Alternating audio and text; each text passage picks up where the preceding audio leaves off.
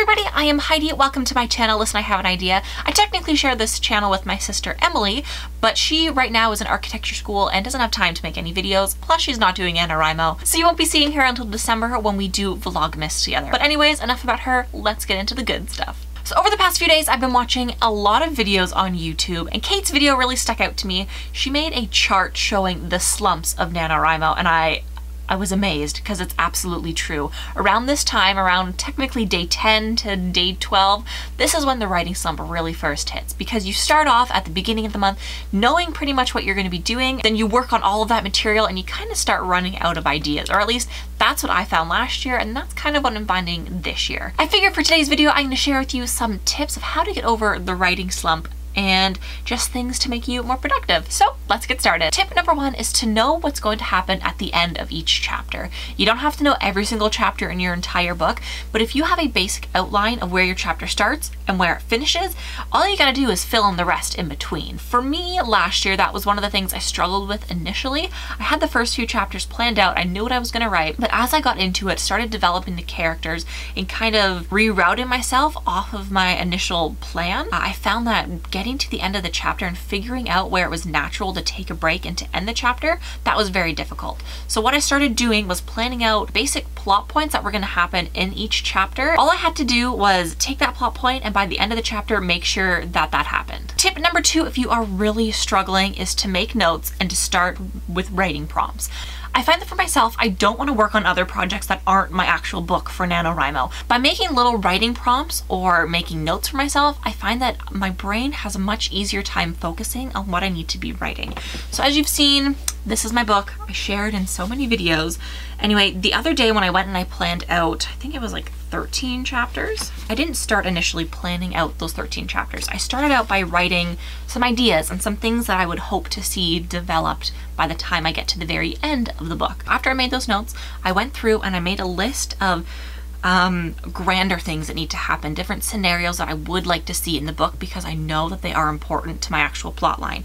And from there, that is where I came up with the 13 ideas for my chapters. So each plot point will be something that I will explore in a different chapter.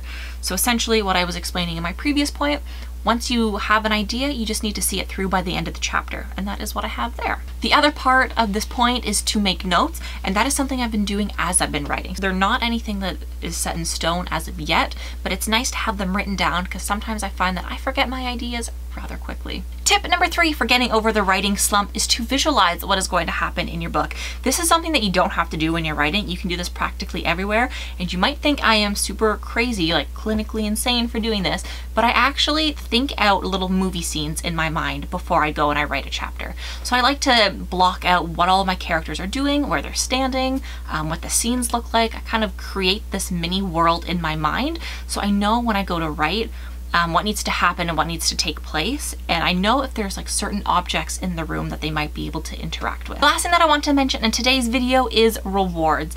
Kate mentioned this in her video and how she has readjusted her reward goals for the rest of the month, being that she ran out of Halloween candy. I figured I would also reevaluate my reward system, and this might be something you want to do as well. I figured what I'm going to do is I'm going to take a few days every week to just not write. I'm not going to worry about writing or the word counts or what I'm going to be working on. I figure I do work best when I come back with a fresh mind and a fresh attitude. That being said, that means that I have to write more on the days beforehand. That way I stay on top of my word count. So before we go, I just want to thank you guys all for your wonderful comments on the video that I posted a couple days ago about writing music.